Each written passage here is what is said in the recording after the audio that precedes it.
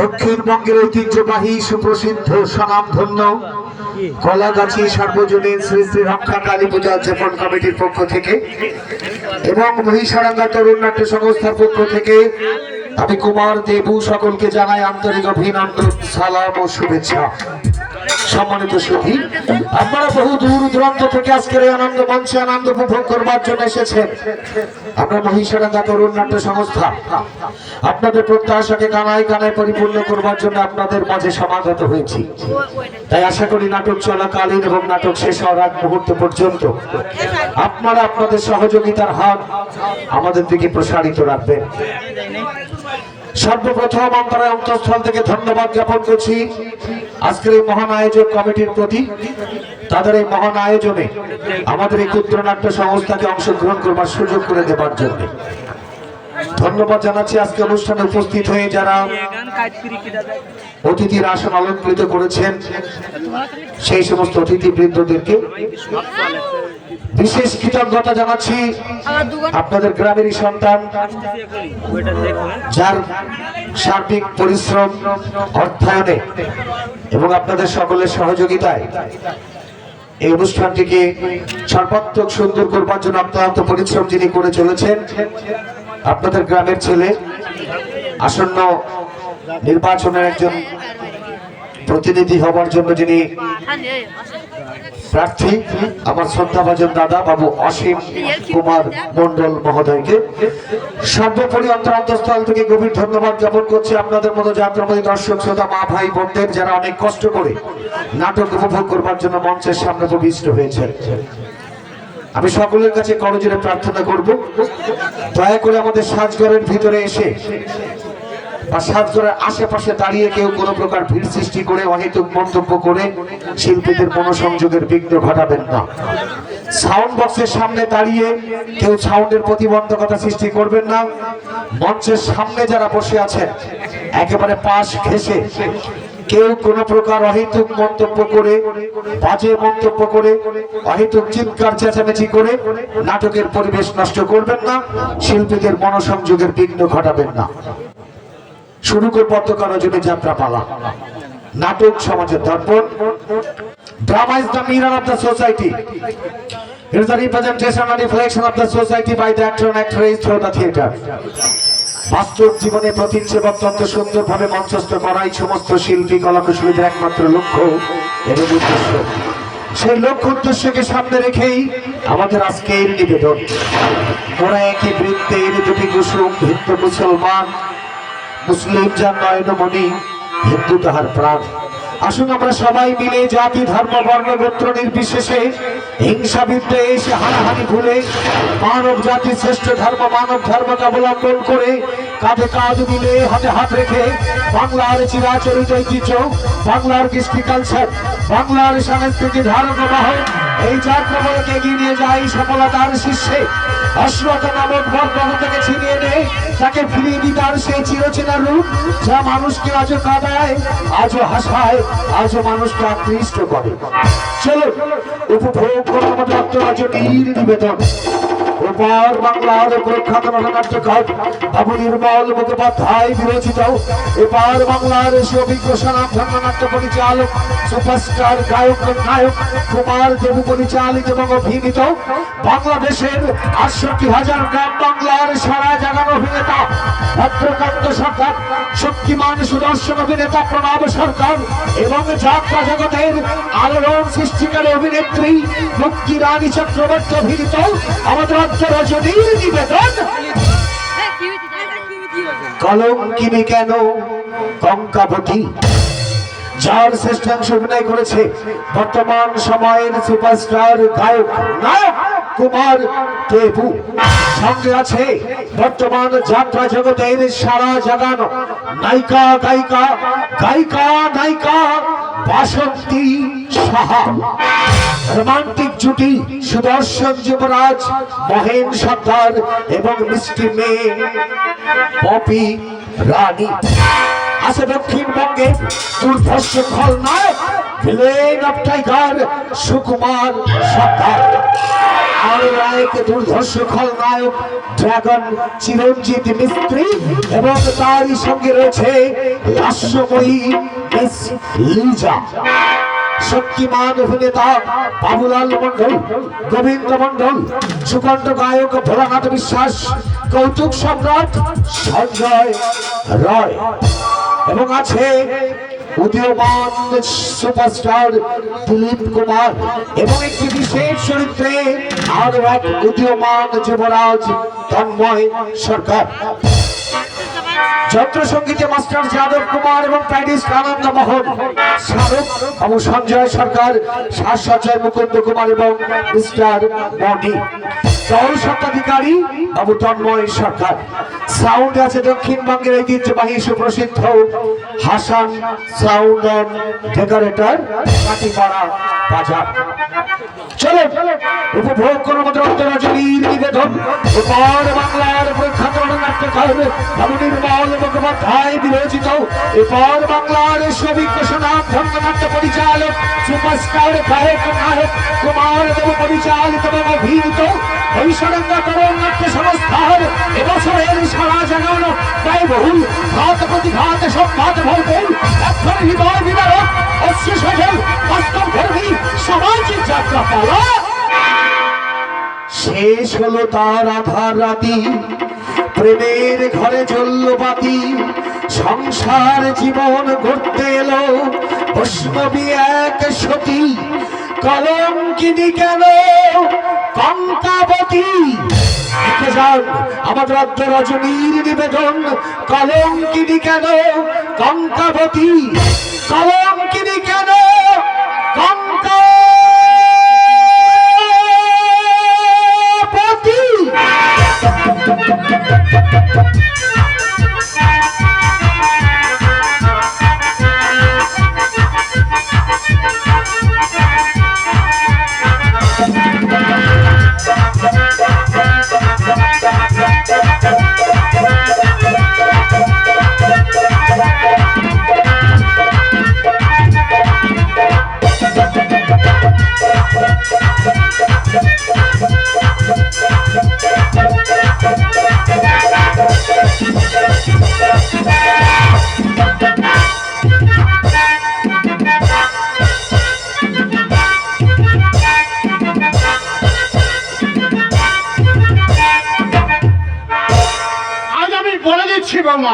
এই বাড়িতে আমি বেঁচে থাকতে তোমাদের স্বেচ্ছাচারী হয়ে চলাফেরা করা চলবে না।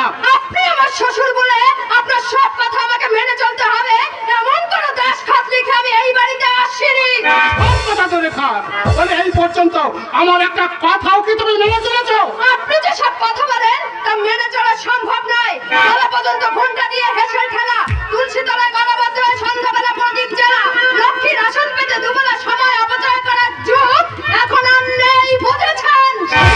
সময় নষ্ট করতে পারো না, কিন্তু নিজেকে ঘন্টার পর ঘন্টা নোংরা সাথে সাথে রাত 11টা 12টা অবধি যখন বাইরে কাটাও তখন বুঝি সময় অপচয় হয় না? আপনার কথাবার্তাগুলো অত্যন্ত আপত্তিকর। অধিক কথা তোমার কাছে আপত্তিকর মনে হবে। অক্লান্ত পরিশ্রম করে অনেক দিনের পরমায়ু দিয়ে যে গেঞ্জির কারখানা আমি করে তুলেছিলাম, কেন কেন সেই কারখানা আজ লোকসান হচ্ছে? আমি কি জানি? সুদিনকে নিয়ে তুমি পার্টি ক্লাব করে বেড়াচ্ছ, তাকে কারখানা দেখাশোনার অবকাশ দিচ্ছ না, এই জন্য লোকসান হচ্ছে। আপনার ছেলে না গেলেই পারে, আমি তো আপনাকে আসলে বেঁধে নিয়ে যাই। এভাবে নাও, নিয়ে যাও তো। সুদিন থাকতে কেন তোমার দাদু আইন কারখানা দেখাশোনা করবে? আমাকে বারণ করে দিতে পারেন। ঝগড়া তর্কের কথা নয় বৌমা। দেখো বৌমা, নিজেদের সংসার নিজেদের কাজ কারবার নিজেরা দেখা ভালো, সেটা ঝি চাকরের উপর ফেলে রাখলে তাতে অবসরের মাত্রা বাড়ে। আমি অসুস্থ মানুষ, আমার তো ইচ্ছা হয় তোমাদের সবাইকে আপন করে কাছে পেতে সুমন্ত তোমাদের ছেলের পাত্র হয়ে কেন সে ছন্ন ছেলের মতো ঘুরে বেড়ায়। তারপরে তোমাদের কর্তব্য আছে, দায়িত্ব আছে। একটা মাতাল কুয়ার যে গুরুজনদের কথাটুকু এতটুকু সম্মান দেয় না, তার প্রতি আর জারি কর্তব্য থাক আমার নেই। কুয়ার হয়ে শেখ সিন্ধু জন্মায়নি। তোমরা যদি তাকে ভালোবাসতে তাহলে তার কাছ থেকে তোমরা শ্রদ্ধা ভক্তি নিশ্চয় পেতে। মাতালের শ্রদ্ধা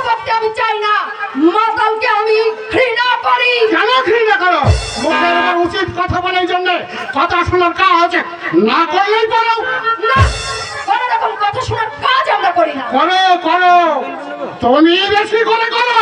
যদি করে থাকি বেশ করি, আমাকে কিছু বলবার অধিকার আপনার নেই। কি বললে? বেশ করি। দেখো বৌমা, আমি যদি তোমার মতো অসভ্য হতে পারতাম তাহলে তোমাকে এই মুহূর্তে ঘাড় ধরে বাড়ি থেকে বের করে দিতাম। কি বললেন? বের করে দিতেন? এত বড় কথা আপনি আমাকে বলতে পারলেন? ডাকছি আপনার ছেলেকে। সুধীর, সুধীর। হ্যাঁ, ওই সুদিনকে ডাকো। সুদিন এসে আমার মাথাটা কেটে নিয়েছে। কাচ্চা কেন হচ্ছ? আমি জানতে চাই এই বাড়িতে আমার কোনো অধিকার আছে কিনা। আমি জানতে চাই তুমি পুরুষ না আর কিছু। কথা না বলে কি হয়েছে তাই বলো। তোমার বাবা আমাকে এই বাড়ি থেকে তাড়িয়ে দিতে চেয়েছে। আমার কি মান মর্যাদা বলে কিছুই নেই। উচ্চকে তোমার এই কথা বলা উচিত হয়নি বাবা। গায়ে হাত বুলানো কথা আমি পছন্দ করি না। আমি এর প্রতিকার চাই। একটু বুঝতে চেষ্টা করো, বাবা যদি কোনো অন্যায় করে থাকে আমি তার কি প্রতিকার করব? আমি বলে দিচ্ছি, এই অবদার্থ পুরোটার গালে কষে ঠাস ঠাস করে দুটো চড় বসে দাও। তাতে তোমার বউও খুশি হবে, আর আমাদের পৃথিবীতে এনে বাবা যে অন্যায় করেছে তার শাস্তিও সে পেয়ে যাবে। সব বাবার কথা বলতে আসিস না সুমন্ত। আমি আসি না তুমি আসো। বউ হয়ে বাবাকে কথা শোনাতে তোমার লজ্জা করে না?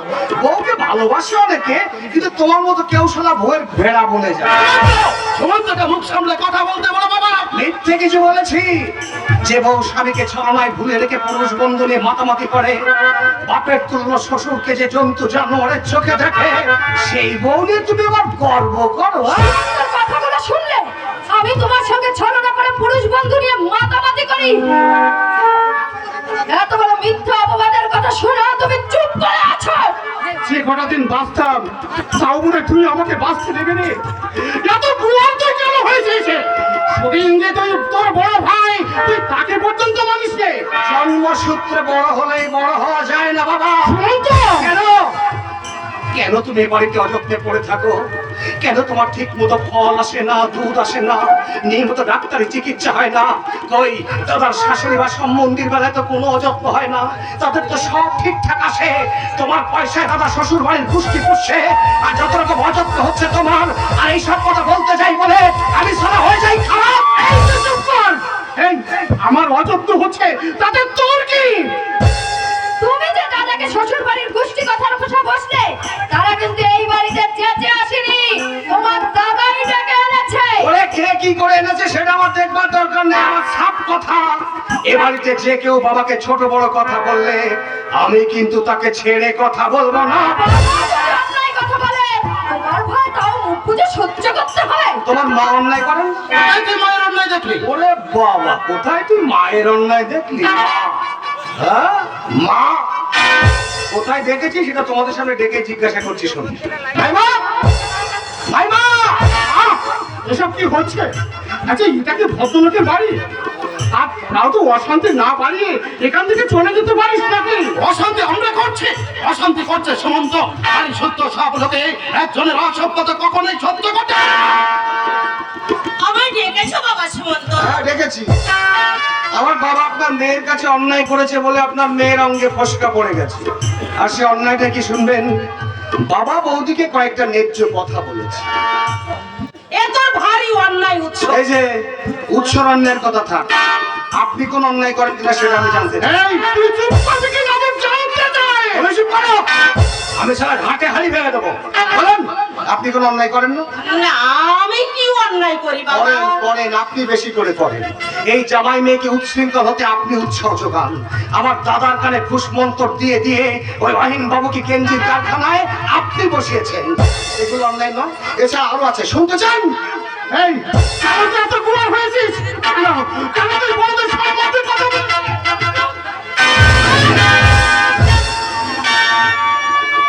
এই মশাই, আপনি কি করছেন? ডাক্তারবাবু আপনাকে উত্তেজিত হতে একদম নিষেধ করেছে। আর তুই কিন্তু দিন দিন বড্ড অবাধ্য হয়ে যাচ্ছিস উৎস। তোর শ্বশুর যদি তোকে দুই এক কথা বলেই থাকে, তাতে কি কখনো রাগ করতে আছে? এই তো মাত্র কদিন আগে তোর শ্বশুর মরতে মরতে বেঁচে ফিরে এলো। তুই কিনা সেই মানুষটার সঙ্গে তুই ঝগড়া করছিস? ছি ছি ছি ছি। ও বেআই মশাই, ও ছেলে মানুষ, ওর উপর আপনি রাগ করবেন না বিআই মশাই। রাগ করে বা কি করবো, সবই হচ্ছে আমার আমারই ভাগ্য। কি চেয়েছিলাম আর কি হয়ে গেল। আপনার চা জল খাবার দেওয়া হয়ে গেছে। যাচ্ছি। বৌমা, তুমি তুমি কিছু মনে করো না মা, এই বাড়িতে আমার অধিকারের সীমানাটা যে দিন দিন ছোট হয়ে আসছে, আমি আমি তা বুঝতে পারিনি মা।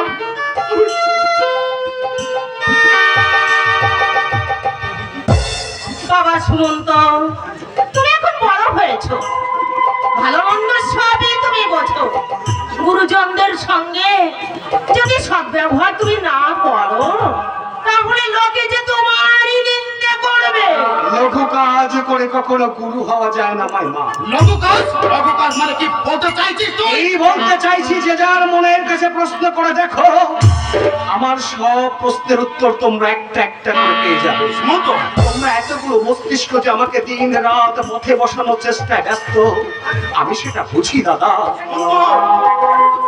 সে কি বলছো বাবা? আমি উপস্থিত থাকতে তোমার কোনো ক্ষতি হবে এটা তুমি বিশ্বাস করো? করি মাইমা করি, কারণ আপনি তো সালা নাটা, এরা সব সালা ঘুরি। আপনি যেভাবে ঘোরাচ্ছেন এরা সব সেভাবেই ঘুরছে।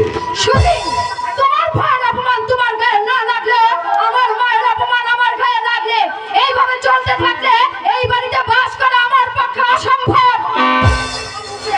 আমার মুখ চেয়ে তুমি একটু সহ্য করো, ভবিষ্যতে যাতে এমন ঘটনা না ঘটে আমি তার ব্যবস্থা করবো। শোনো, তুমি অবিরুদ্ধর বাড়িতে যাও, তাকে যে বলো সন্ধ্যার পরে পার্টিতে আমি অবশ্য যোগ দেবো।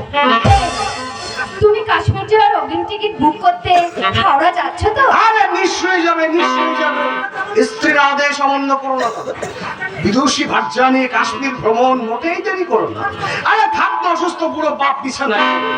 অকর্মণ্য বুড়ো বাপের চেয়ে সুন্দরী আধুনিকা স্ত্রীর দাম অনেক বেশি, দাম অনেক বেশি। সুমন্ত, সুমন্তর দুর্ব্যবহারে আপনি কিছু মনে করবেন না, আপনার কাছে আমি ক্ষমা চাইছি মা।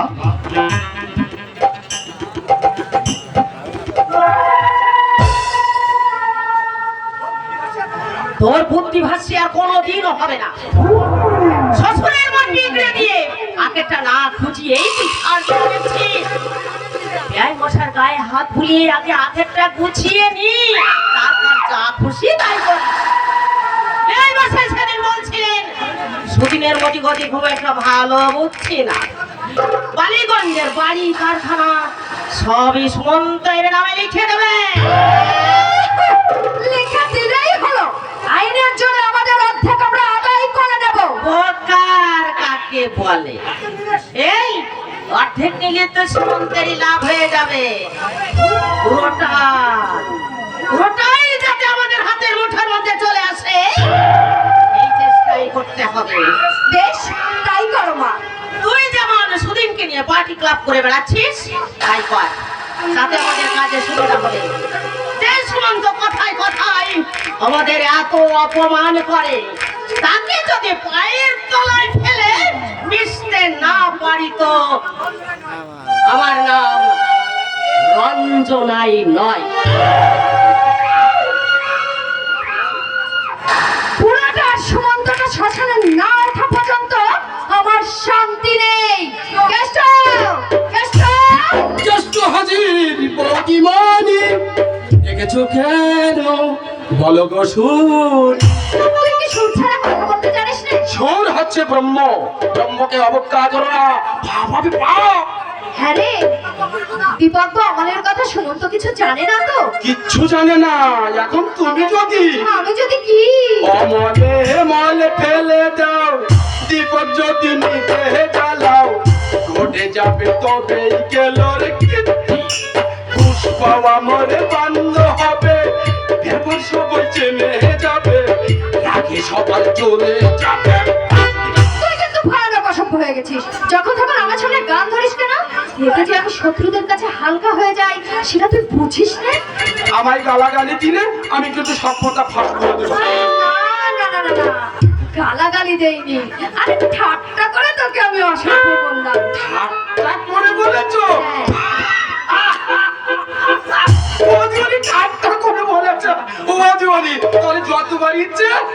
করে বলো।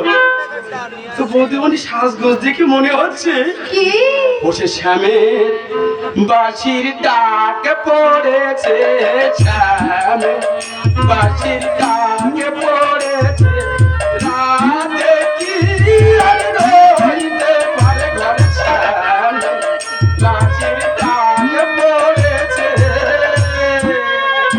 আরে আমি অমলান্ধর বাড়ি যাচ্ছি, আজ ওর জন্মদিন। আমি আরো ভাবলাম তুমি বুঝি দীপক বাবুর সঙ্গে দেখা করতে যাচ্ছ। এই কষ্ট এদিকে আয়। আরে আয় না, এটা রাখ। আর শোন, আমি তো অমলান্ধর বাড়ি যাচ্ছি, দীপক যেন জানতে না পারে।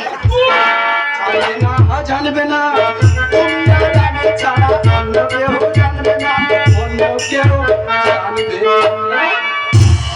তোমার দাদা বাবু আমার সম্বন্ধে কিছু জিজ্ঞেস করে না তো?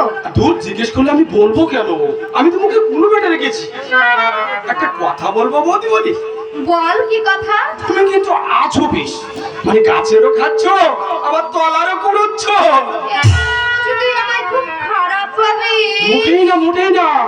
পাঁচ স্বামীর ঘর করে দ্রৌপদী যদি সতী হতে পারে, পাঁচ দেবতা সন্তান পেটে ধরে কুন্তী যদি মহাসতী হতে পারে, তবে তোমাকে আমি খারাপ ভাববো কেন? দেবতাদের মধ্যে যা চলছে মানুষের মধ্যে তা চলবে না কেন? আরে কৃষ্ণা, একটা মজার খবর আছে। কি কি কি হবে? ওই যে জয়দেব মুখার্জের জলসা ঘরে আজ এক বাউল বস্তুর গাইন। ছোট বাবু কোথায়? ছোট বাবু ছোটটাকে আমি ডেকে দিচ্ছি। তুমি ততক্ষণে ওই বর্ধমানকে একটা গান শুনিয়ে দাও, শুনলে বর্ধমানি ভারী খুশি হবে। আরে গান গাইতে গেলে দেরি হয়ে যাবে। আরে হবে না বাবু, হবে না। বাড়িতে রচনা করছো, অল্প একটু গাও, অল্প গাইব। আহা কি যুগ পড়েছে হায় রে, বাবা। দেখো কি যুগ পড়েছে হায় রে, আহা কি যুগ পড়েছে হায় রে, দেখো কি যুগ পড়েছে হায় রে। ঘরের মধু রয় না ঘরে, পর পুরুষে পরাণে শোকে, ছবি সাজার পায় না ধরে, যুগ পড়েছে হায় রে, দেখো কি যুগ পড়েছে হায় রে, আহা কি যুগ পড়েছে হায় রে, দেখো কি যুগ পড়েছে হায় রে।